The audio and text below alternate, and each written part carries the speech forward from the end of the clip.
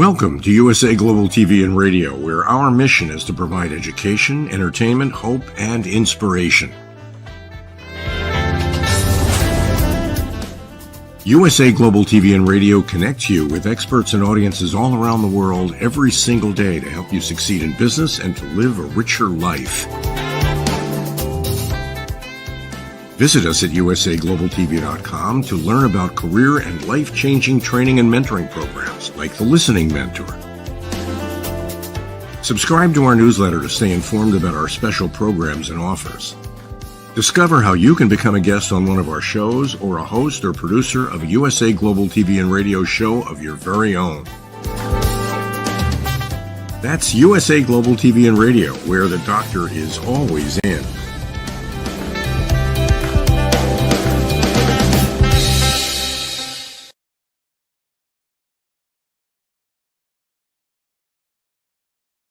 Hello and good evening from the UK. My name is Dr. Madalene Chan. So hello to USA Global TV and Radio viewers, our Instagram, our Facebook, our YouTube viewers, our TikTok viewers, and Twitter X as well. So my name is Dr. Madalene Chan, and I'm going to be with you as well as our special guest today for the film and music show. So our special guest has been on the show for the Corner Bookstore. I've interviewed him for there, and so has Red as well, another presenter who actually hosts the Corner Bookstore. But we're very excited to welcome Charles Breakfield. In fact, they're both a duo, Charles Breakfield and Berkey. But today we have the wonderful Charles Breakfield in the studio. And let me just give you a little bit of information about this amazing, intelligent, wonderful man. He really is. Okay, so he has a writing partner, and they've wrote the Enigma series, which is a thriller based on 21st century of a thriller about AI, technology failing, technology in itself, a little bit of romance thrown in there, travel, a bit of spot of humor, lots of series where it's going on and on, like 21 or 25 books they have currently, as well as other books as well. So the Enigma series is definitely worth having a look at. But the Film and Music Show welcomes today the amazing, talented Charles Breakfield. Madalene, thank you for that excellent interview. It's always a pleasure to be on and listen to you, and be able to chat with you. We seem to have so much just dialogue, just fun talking about, you say, okay, what's the neat stuff or the dumb stuff that you're doing, Charles, you and Rox, and we get a chance to be able to just catch up, cut up, and just have fun. It's wonderful. It's as if we're in the same room together, like in the lounge, just having a coffee and just so relaxed and being able to speak on a very relaxed level. So, Charles, for our viewers that don't know of you or have missed your interviews and may tune in later for your other interviews, can you tell our audience a kind of brief synopsis about yourself? Certainly. I'm a technologist by trade, and so is my writing partner, Rox Burkey. We got together early part of this a couple of decades ago. Okay, let's just put it to you like that. She gets mad if I say first part of the century because it makes it sound old. So, but we got together, started writing tech manuals, and then we moved into the fiction, and then from the fiction we broadened it from thrillers to cozy mysteries and women's contemporary and children's books, and we're trying really hard to be able to move the, as they say, the yardstick into film and TV. So that was one of the things that I was hoping to be able to chat with you about today. Say, here's some stuff that we're trying out. It's always a fun exercise, and for us, it's a journey. Thank you for sharing that. So, Charles, we actually have a YouTube video. It'd be really nice for our viewers to see all of your novels and all your Enigma series, and about yourself and Rox Berkey, your writing partner. So if we can have Heather, our lovely producer today on the Film and Music Show, to show the YouTube video, and we'll go from there. So the Enigma book series. Fabulous.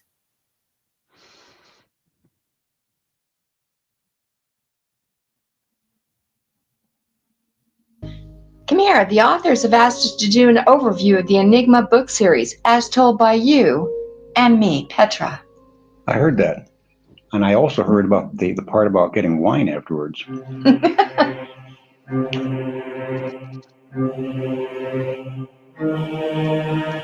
All right, Jacob. Give me the elevator pitch about the Enigma book series, please. Sure. These books are set in present day on planet Earth. The authors use a lot of characters across the series. We generally love and embrace technology, but these stories depict what can happen if it becomes our nemesis. Our authors bake in technical facts and leverage the computer's origin from World War II, the Enigma encryption machine. Petra, did you hear me say a lot of characters? As in over 150? Sounds like the readers must read the whole series just to keep up with what's going on. No, our authors remove and add characters all the time. Some of them are so compelling, the authors want them to stay. Others are simply eliminated because their time is up. Each volume in the series is written as a great reading experience by itself. Conversely, if the reader buys the entire series, they aren't bored with a full recap of the characters every time.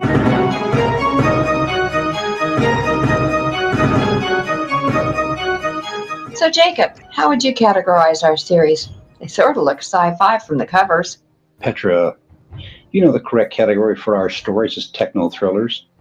These are stories for today that combine history, technology, romance, intrigue, comedy, pathos. I just love reading about it. To be very clear, these stories are not sci-fi. They're built with science and technology available today. Petra, with such a large character universe to work with in multiple volumes, can you answer a simple question for the readers?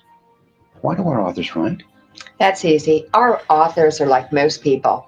They simply enjoy a good story.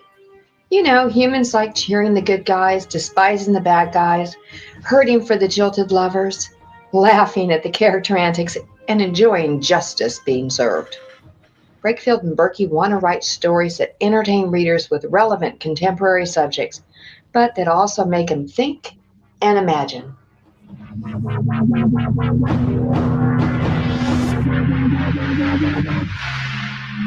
Petra, I get it.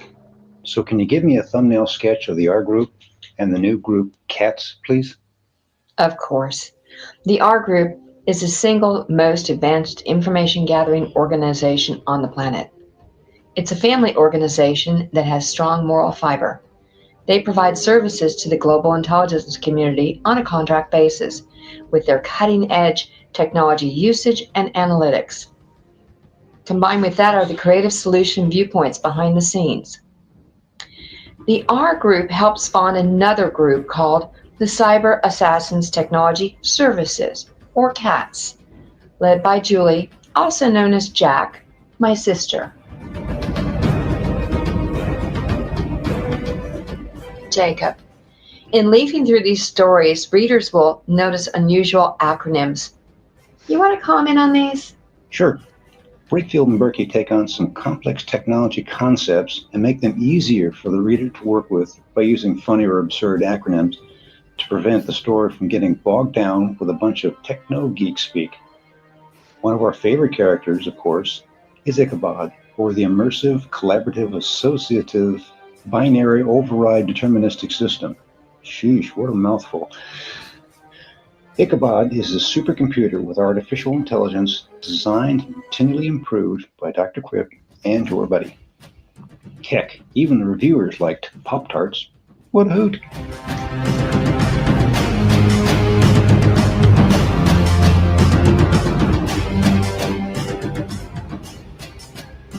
Hey, Jacob. I hope Breakfield and Burkey really like our overview of the series. It was a lot of fun, wasn't it? Yeah. So when do we get that wine that was promised? Let's go.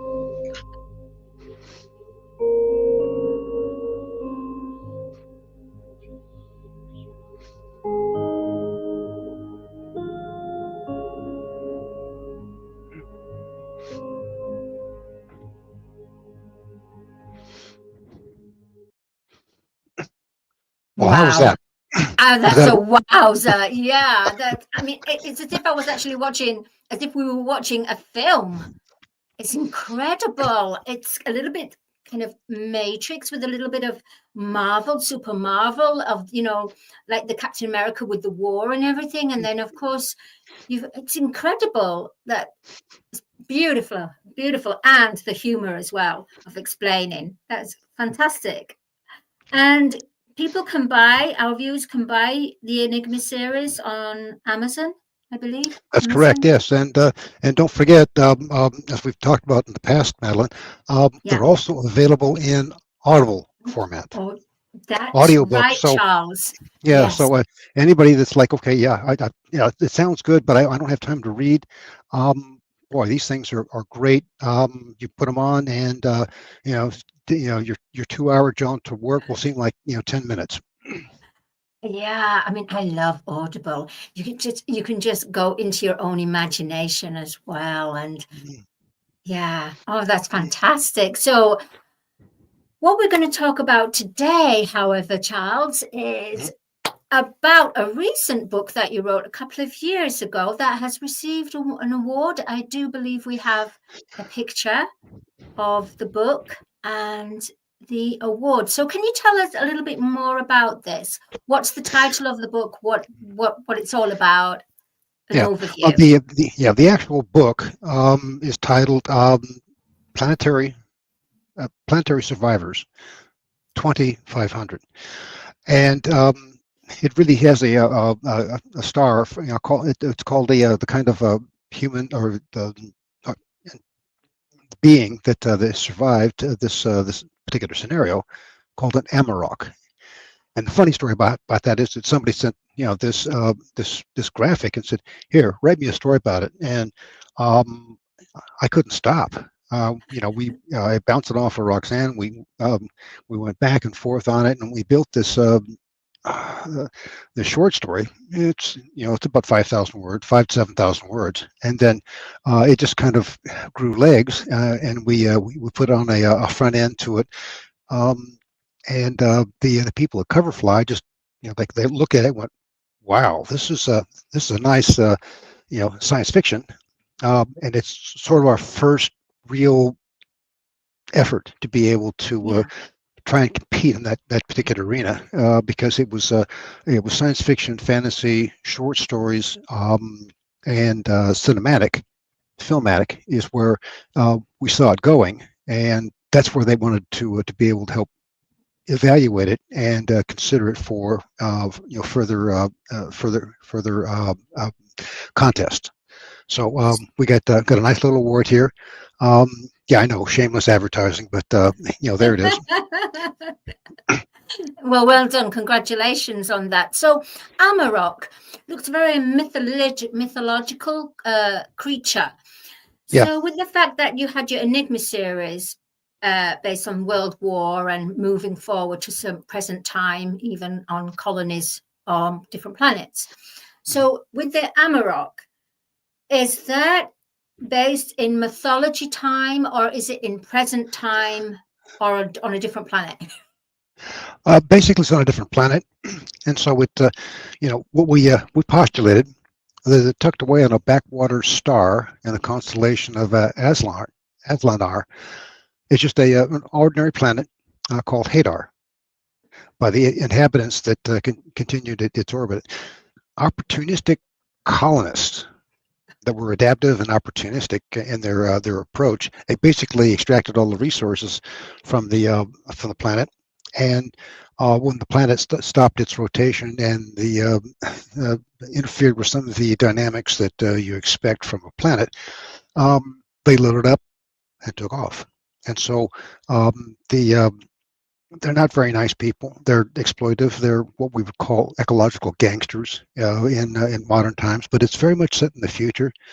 And we wrote it from the perspective of this archaeologist finding all of this information about the abandonment of the planet and the animals and the life forms that survived, and that's what the story is about: the planet survivors and the Amarok. Right. So, giving that, I mean, hearing this, is there any humans or human life on this planet? It starts off with that, but basically, the two-legged form humanoids, they don't evolve. I mean, they're using, and so it's about who survives on the planet, and it's not the two-legged individuals; it's the four-legged creatures that make a go of it in very harsh conditions. But it does show that life can adapt. That was what we wanted to be able to show. Like, maybe that's something in our future. Maybe that's part of the reason for space exploration, just in case we run out of stuff to exploit on this planet. Hey, maybe somebody will find an archaeological information about us sometime in the future. Maybe, who knows? Ichabod could meet Amarok. Yep. Crossover. I love Ichabod. I'm just a total fan of Ichabod, your AI robot. So, with regards to Amarok, the story treatment, how did you and Rox begin, and what inspired you? Well, of course, inspired because they gave you the cover and said, write the story. Yeah. So what was your first reaction to it? It progressed over several iterations. It was we first looked at it, so we just focused on the Amaroks and did not look at the what set the stage for that. So that was one of those things where we looked at it and said, we need a segue to get into how the planet is devolving, how it is now put the humanoids at risk for surviving on the planet, and it very much touch on some of the those humanistic feelings of well, we can't take everybody, and that was the heartbreak of it. Is like the pets don't get to go. So that's where some of that the next generation of life forms that do adapt come from. Right. So, for example, on Earth, we've got 2D animals. Maybe they go into 3D on another planet where they're functioning like humans. Well, maybe not as advanced in their mind as humans, but am I on the right track here, or I've gone completely whoosh? Well, no, basically, as the planet changes, and you see this in throughout our history on this planet, where it's like, okay, we had this period where everything was green and fertile, and but heavy on the carbon dioxide. Okay, well, all right, and then next couple million years later, it's like, hey, this has been changed, it's drying out, or it's we have an ice age, and so the planet does have its own life cycle, and the life forms have to adapt to it. The not just the the mobile ones like you and I are humans and animals, but the plants, the trees, all of those have to adapt to the next generation of life cycle. Whether you like it or not, you subscribe to it or like, okay, things are changing. That's the way it's always been. So the question becomes, how adaptive is that life form that you're writing about? Can they make the grade? And then you paint some really harsh environments. Okay, it no longer spins from east to west, but north to south. And so the dynamics for the weather patterns change. And so it's no longer getting the moisture that it needs past a belt of 150 miles. So that's where all life occurs. And so you start looking at the some of the geo attributes of a planet. What happens when it does this? Okay, if it stops spinning, that does have an effect on gravity. The way that the atmospheric works, and there's certain things that are a requirement for life to exist. Period. And so, stressing that to be able to push the story line to the point where it's like, okay, they're on a razor's edge. How do they survive? And that's where the fun attributes of the story come into play. That's fascinating. Wow. Charles, things always go in my head sometimes. I'm sure that the viewers would like to know as well. In the story, Amarok, how do the animals communicate? So how do you communicate the story to the readers? Do the Amarok speak a certain language, or do you communicate? How do you communicate? It's much like your pet to you. Let's say if you got a favorite hound dog or a cat, and they know when it's time to be fed. They don't come up and tell you with verbally. They look at your eyes, and they'll rub up against you, or they'll poke you with their nose, or they'll invite you, like, come on, we're going this way, and the gestures. And so it's a little more challenging because it's like, okay, well, animals don't have it in our particular short story. They don't have that speech capability. How they communicate is very much with their motions, their movements, their growls, their pawing at the ground, indicating that they're unhappy, or they need to go rescue somebody in their close proximity of the family, because they've been kidnapped by the dark side. So how was your research on this? Understanding about the animal, as well as what did you do, you and Rox? Yeah, we've all had favorite animals, pets that seem to be able to understand our moods. You get depressed, and they come over and nuzzle on you, saying, almost like, "It'll be okay, Mom," or Dad. Like, "Okay, boy, that looks pretty good. Can I have some of that too?" And they start drooling. Okay, that's, the contextual clues, they're very basic. They do understand as many as 5 to 8 words. Like, "Hey, house. All right, okay. We're going outside. Okay, I know what that means." And so it's walk. Time for walking. Yeah, walk. Come up with her leash. Like, "Let's go, boss." So they communicate because there's that empathy.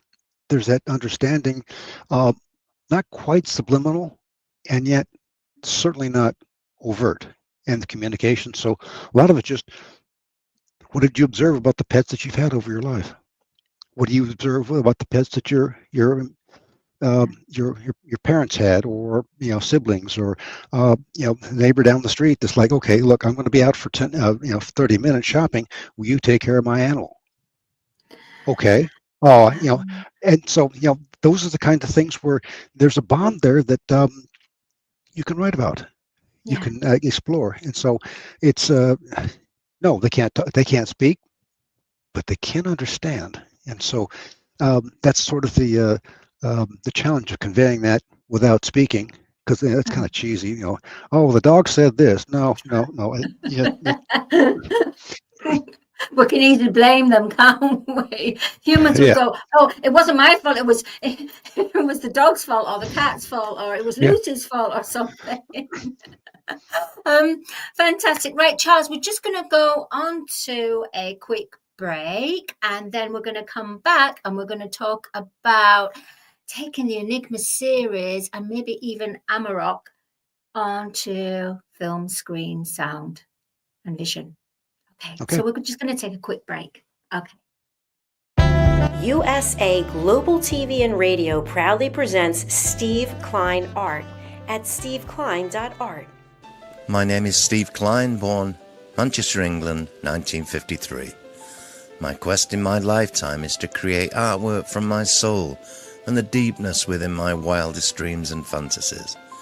In 2012, my heart stopped when I was given too much anesthetic for a minor knee operation, and this near-death experience took me to another multi-dimensional world, an out-of-body experience, and I was given the gift of being blessed by an overwhelming, burning passion to become, for the very first time in my life, an artist with an eternal, passionate desire to bring my art, which I've named multi-dimensional, subliminal, freeform art, to the world, as only 3% recover from what I experienced, and now in my golden years want to release my cosmic, vital energy through my art to allow people to be a part of my cosmic dance. To learn more, email roccogoodwine@gmail.com. For VIP pricing, mention USA Global TV and Radio.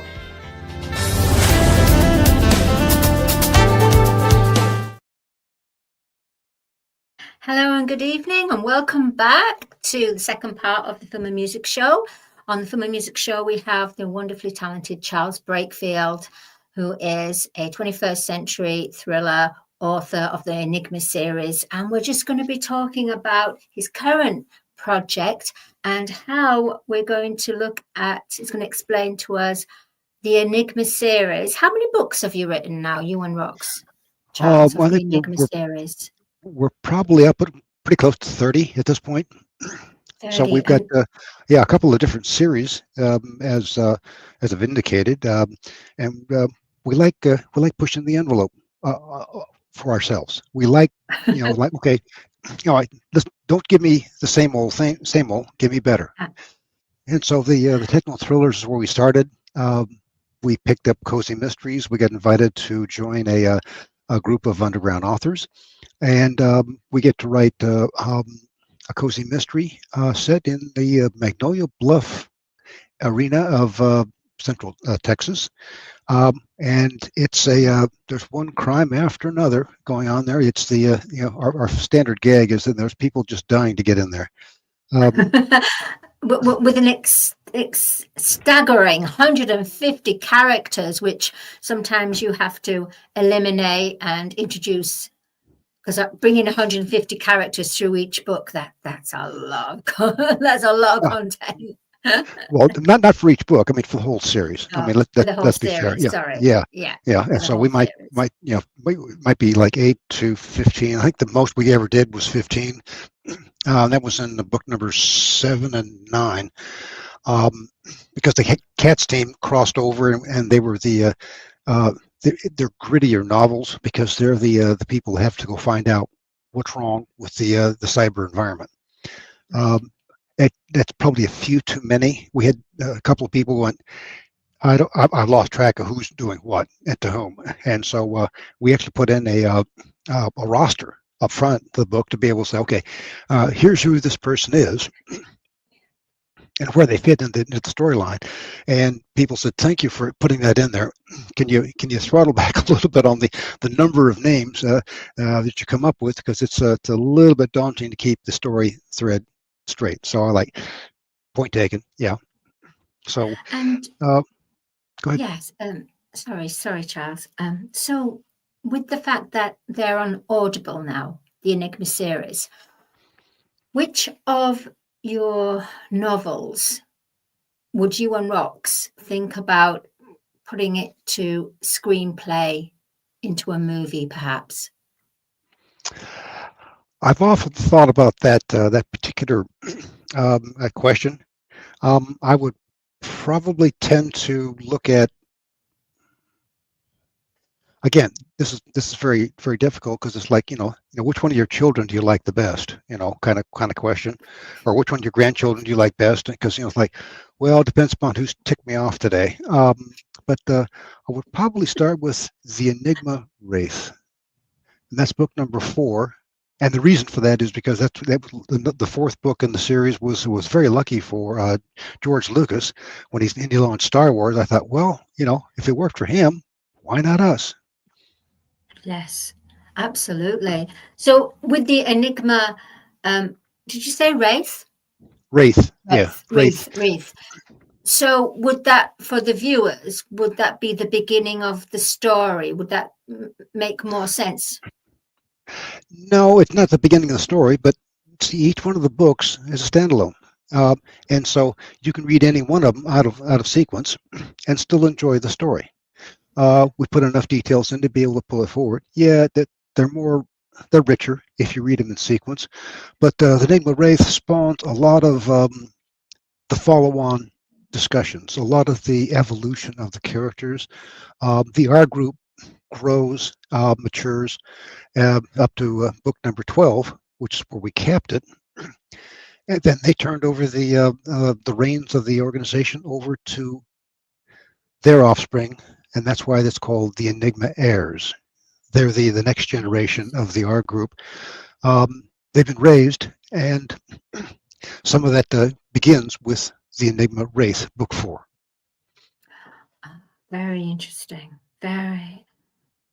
So it would be classed as thriller sci-fi.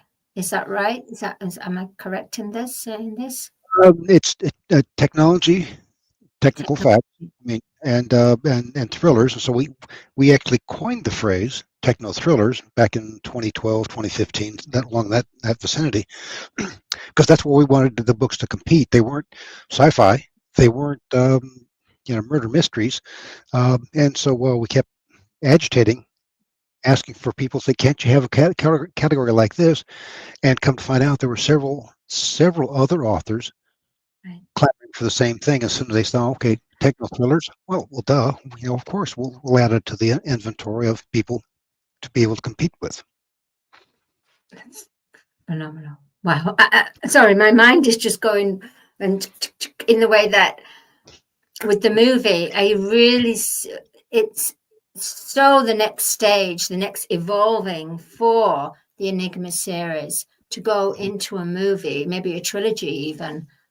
So because you're writers, do you and Rox have plans to actually write a screenplay for the Enigma series? So after we did book number 10, somebody challenged us and said, okay, this R group, I get them. They're the cyber good guys. Got lots of, they got oodles of ethics and morals. Where'd they come from? And we went, what a great prequel to write for the series. And so we wrote a historical fiction called Out of Poland. That's where basically, that's where the R group got its beginnings. They were, as you would understand, I enjoy World War II history. I'm a student of it. The Germans invaded Poland in 1939. So fast, in fact, that they just basically overwhelmed the Poles, and they were done in 30 days. It was remarkable. But there were three patriots that said, we're not going to stand for this. And their activity, their approach was to go steal a piece of communications gear from the Germans that they used to encrypt all of their battlefield communications. And so what we did was we said, okay, these guys went and stole the Enigma machine from the Germans and sent it over to the Allies to break. And basically, and that actually happened in 1942. They broke the Enigma machine, learned all the secrets, and were listening in on all the German communications.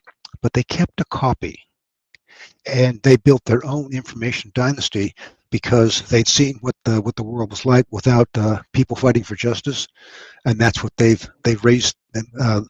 They've trained their minds to do. They trained their children to do, and their children's children. And so that's the dynasty of the R group all the way through. And we took that book and turned it into a screenplay. And we've been shopping it a couple of places. There's no shortage of book festivals and places that will take a look at your stuff and give you feedback. And we got really close. We hit the top 20% in the Austin Film Festival 2 years ago, and they invited us to come in and do a or a movie pitch to the several producers and actors. A very fun exercise. It didn't make the last hurdle. It didn't get the last cut, but it was fun imagining, being able to actually create a screenplay from a novel that we had built, and put in the things that they say, okay, you got to do this and leave that out. Put this thing in. I might spend 2 to 5 pages describing a scene. Yeah. Screenplay will do it in 3 seconds. So, it was a quantum leap for us. And after we still take it. We still shop it to some of the film shows that are and competitions that are out there. Screenplay extravaganzas.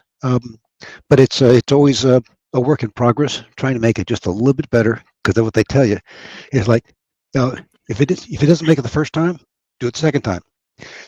Rewrite it, do it a third time, fourth time, and maybe. And I talked to one of the people at one of the at the show, a producer, and he goes, Charles, I've done this. I put my play through this ringer 6 times before somebody said, this is pretty good stuff. And I went, oh, wow. So we're not to that 6th level yet, but doggone it, that's as we're going to keep trying. I'll say that at this point in time. Well, it's going to be very exciting when it all starts to take place and goes to the cinema. But what came through? Have you ever thought, because a few people now use TikTok and social media in the way that not going through the same same way of approaching festivals, not music companies, film companies and everything, film agents. They're actually staging the actual book, like the Audible. You've got the Audible. They're actually staging the screenplay on social media. Interesting. I didn't know that. And what's coming through is, how about you get a group of actors or different people from different walks of life, and they read it out. They read it on social media, because then you create your trend. Yeah. And they're going, wow, what happened to that character? Did you know what happened with that? It's like everyone is a community, and they start to talk about it. You create something. Because it seems to me that that's the way that the world is going.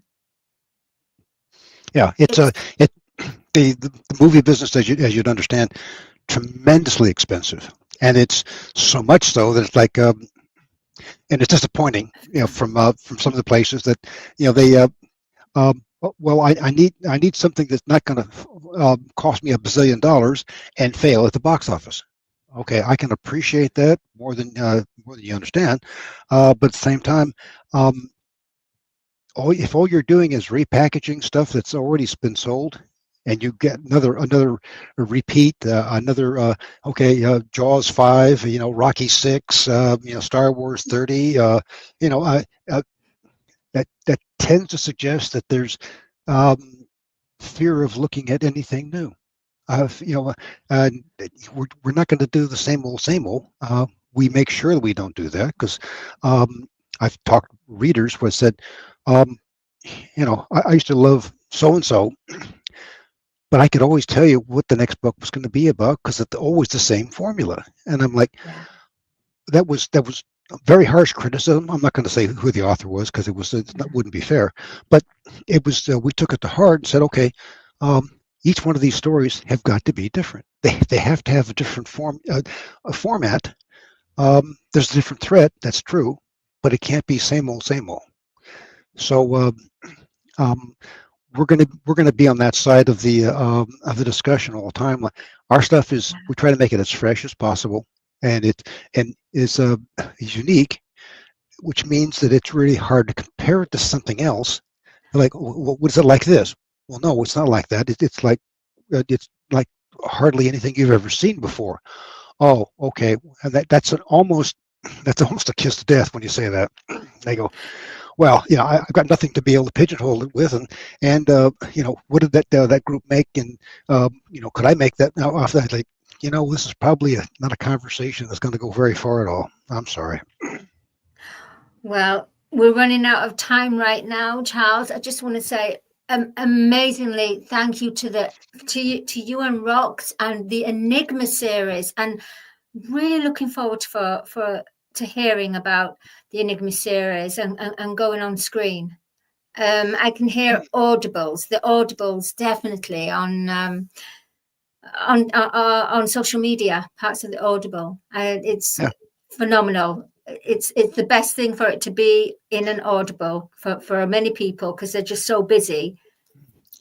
Yeah.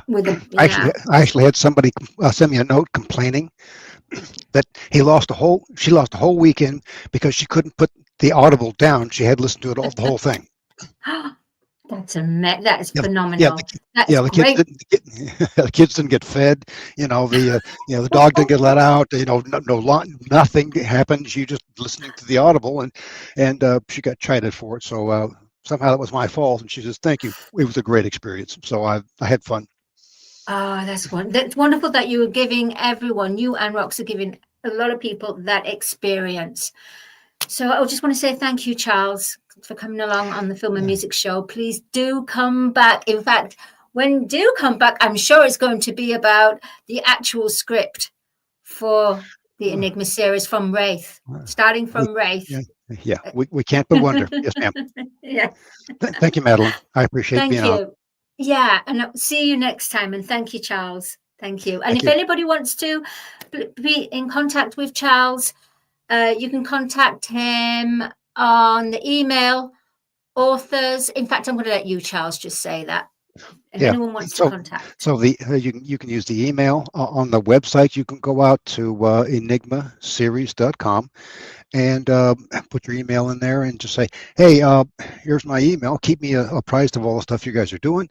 And we have a monthly newsletter that goes out, and there's some free stuff out there that we put it out there. Security features that you should know at practice to make sure that you're not at risk while you're surfing the net. Fabulous. Wonderfully well said and presented. And thank you, Charles. And we'll see you next time. Thank you so much. Thank you. Thank you, ma'am. We're going to be coming to a close now. My name is Dr. Madalene Chan, and I want to just say thank you to our sponsor, Audi K. Barrier, international songwriter and producer. Thank you to our producer today on the Film and Music Show, the lovely Heather. And we'll see you next Thursday for another exciting episode of the Film and Music Show. Till then, have a great weekend that's coming up. Bye. Thank you, viewers and listeners of USA Global TV and Radio, for joining us today. We're honoured to have your time and attention as part of our global community. At USA Global TV and Radio, we believe in the power of authentic conversations, meaningful connections, and creating a world of possibilities together. Want to be part of something bigger? Join our team of elevated listeners at usaglobaltv.com, a space where your voice matters and your ability to listen transforms relationships. Stay connected with us across all our platforms for thought-provoking discussions, expert insights, and empowering stories. Subscribe to our channels at youtube.com/c/USAGlobalTV. Follow us on social media and explore the endless opportunities we're creating for growth, learning, and inspiration. Together, we're not just broadcasting, we're building bridges and changing lives one conversation at a time. For inquiries, contact us at info@usaglobaltv.com. Music by Johnny Dyes. Produced by Executive Producer and Director Dr. Jacqueline Kerbeck. Voiceover by Mike Porter. Creative Direction by Paul Garcia. All rights reserved. Copyright 2025. Visit usaglobaltv.com to view our full terms and conditions.